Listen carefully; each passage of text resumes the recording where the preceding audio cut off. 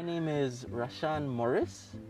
I'm a resident here of San Ignacio, and what you see here is my garden. This garden started going for a year and a couple months, and I've been able to grow around 30 different types of vegetables. I've been able to grow eggplants. These are string beans. I have carrots. I have cabbages, sweet peppers. I have something called kale, which is a leaf very good for antioxidant, being an antioxidant.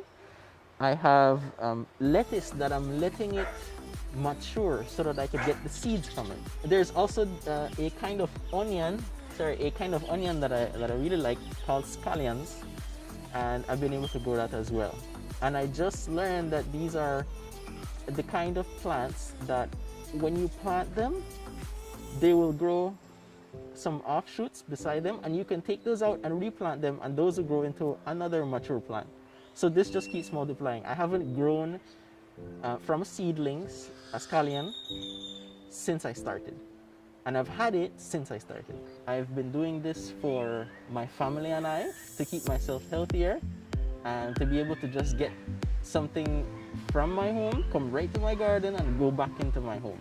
I don't need to walk the distance to go to the market to do these things again.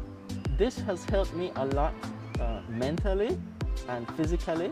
I was tending to eat a lot of junk food, a lot of street food, but now I come to my garden, I make food for myself from my garden. I have some eggplants that I've been able to roast and bake, and they're really nice. On this bed I have the cabbages, I have some lettuce, and I have cilantro. In the ground I have cilantro that they're gonna grow, I guess, in the next couple weeks. But what I have here is I'm letting these lettuces go to seed.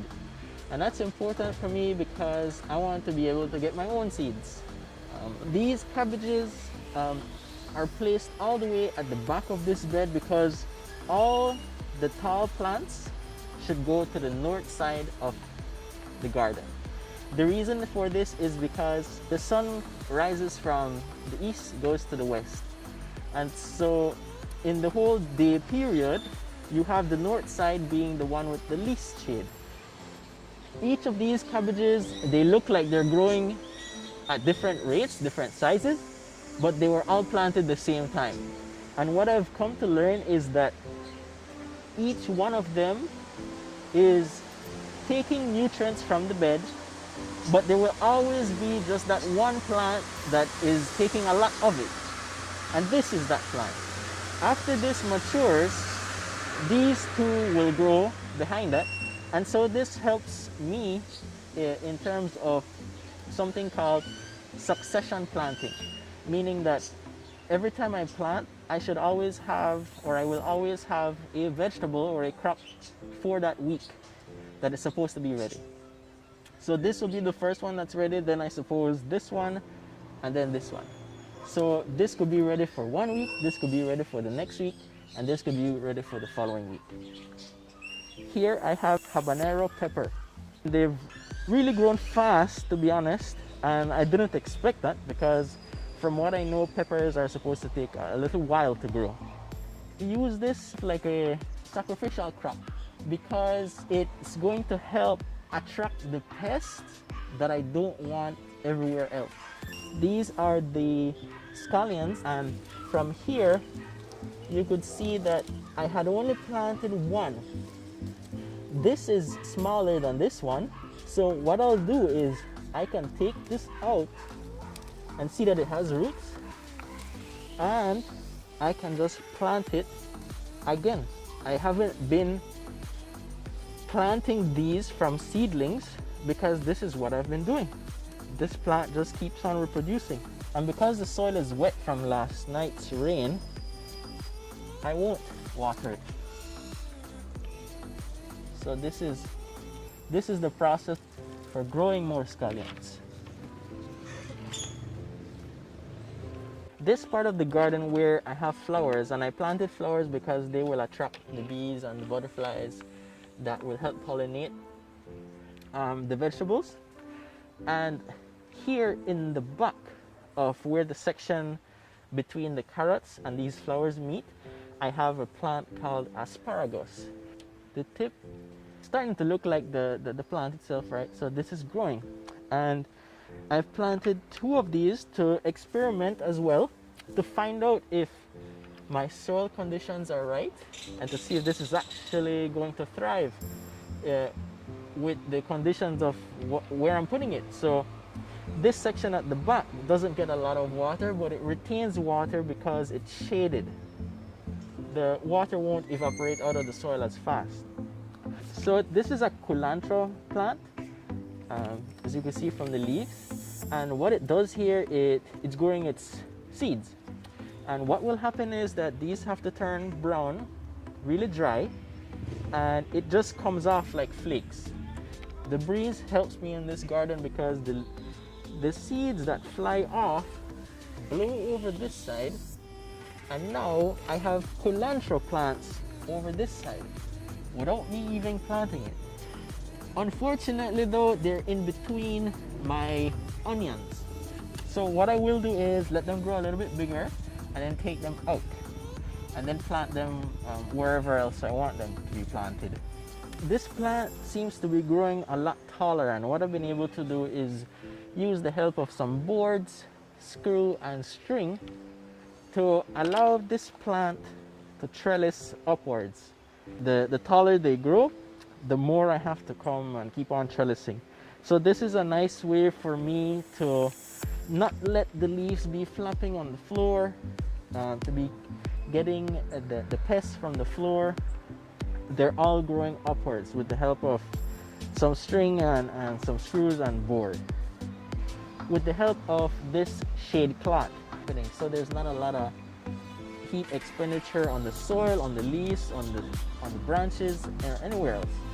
It not also helps the plant, but it helps me because I'm more motivated to come out in the middle of the day for my lunch break and come check on these plants when I do have time because of the shade. So this is my experiment in finding out what is the best way to grow the eggplant and nearby a sweet pepper.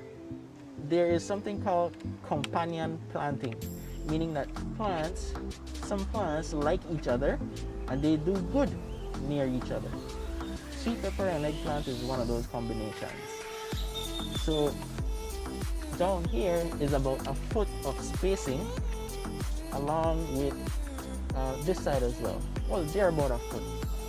This plant, as you can see, it's just bushy, and this is because I'm leaving it to grow. These plants are indeterminate, so if I leave it to grow, they're going to grow to wherever they want to. And right now, because I'm trellising it upwards, they're gonna keep on growing upwards and maybe even flap over the top. But I'm not sure how that's going to work out because I won't be able to reach the top.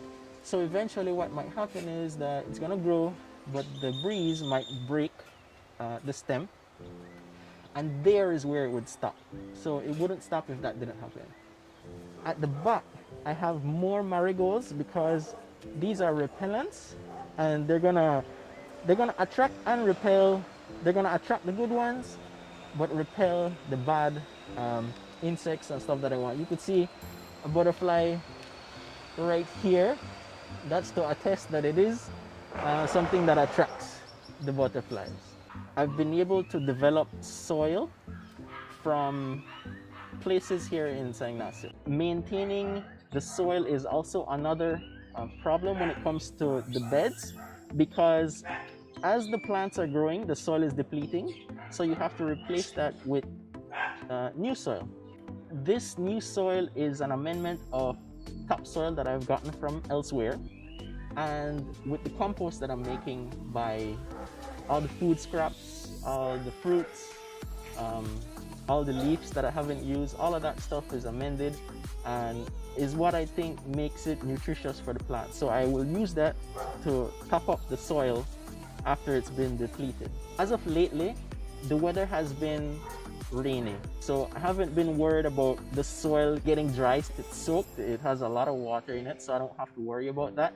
And those are the times where I really appreciate the help I get from nature. So I've been starting this new micronutrient fertilizer called 1919. It's NPK, standing for nitrogen, phosphorus, and potassium. The micronutrients help the plants get the nutrients that manure doesn't give it, and that some of the water from the pipes take away from it, because there are tiny crystals in the water that will tend to deplete the nutrients that the plants are getting. So I restore it with this. To add this formula so that you could use it for your plants, what I would do is I would fill this up. This is called a Bayer cup. I would fill this cup to its maximum 2 times for each 5-gallon bucket that I have. These plants love it. And what I've been able to experiment with is giving the plants a treatment every 2 days. So today is Monday. If I give it today, another dosage would be Wednesday. After Wednesday, it's Friday. After Friday, it's Sunday, and I just repeat. So every 2 days. Now you can skip 3 days, but it's just to your liking. For pest control, these are the flakes that I use. This one makes it a little bit easier because it does have instructions about how to use it. And the instruction says that it's supposed to be 4 to 5 tablespoons with 1 gallon of water. This will help to mitigate some of those pests that are coming into the garden and coming onto the leaves and leaving worms or all the other pests that you get from the air and from the soil for the plants. I've been able to experiment with different crops. What I have been able to grow is a lot of tomatoes. For every garden system that you have, you want to have the proper water system. My system is made up of PVC, and before this I was using a drip hose, they call it. The sun would tend to leave or at least burn the pipes, I think, and it would leave holes in the pipes. So whenever I would come and I turn on the faucet to feed the plants with water, some of these pipes are open and they're just throwing water everywhere. Using containers can have its cons as well, because what tends to happen in containers is that the soil hardens up really quick. The roots need space to grow. They need soft, fertile soil. Everything that you've seen, I've done the drip irrigation because of YouTube. I saw the tutorial and I followed it. The measures that they use on YouTube sometimes aren't relatable to us here in Belize. I've always tried to find another way of doing it as opposed to what they have on YouTube, which would in fact give me the same end result. That's what I want. So I've been able to find out that 4 of this, I can put it in this bottle. That's a pressurized bottle, because using the spray bottles that the hairdressers use is very inefficient for me. I would have to come and do individual leaves, and that's gonna take well over 2 hours, 3 hours maybe. And so it wasn't efficient for me because it takes too much time and I don't have all that time in the morning. This has helped motivate me to see that stuff is growing in my garden and I'm able to just eat it. This has helped me a lot as well in terms of what it takes to practice discipline, because discipline is a big role when it comes to maintaining this garden. Before I start work in the morning and after I finish work in the evening, I would come to check up on my plants. What I would do is make sure that I'm maintaining that the leaves are always green. So sometimes the leaves would have colors on them, brown. It just depends on what state the plant is in. Everything is growing to the best of its ability. I haven't abandoned the plants, right? It's growing because I'm maintaining it. It's growing because I'm feeding it, I'm providing nutrients to it, all these things. Whenever I come outside here and I walk around and I see things growing, I feel rejuvenated, like it's my morning starting off right.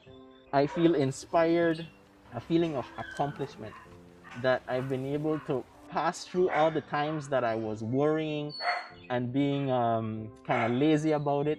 I pass through all that just to see that everything's going just the way that I want it.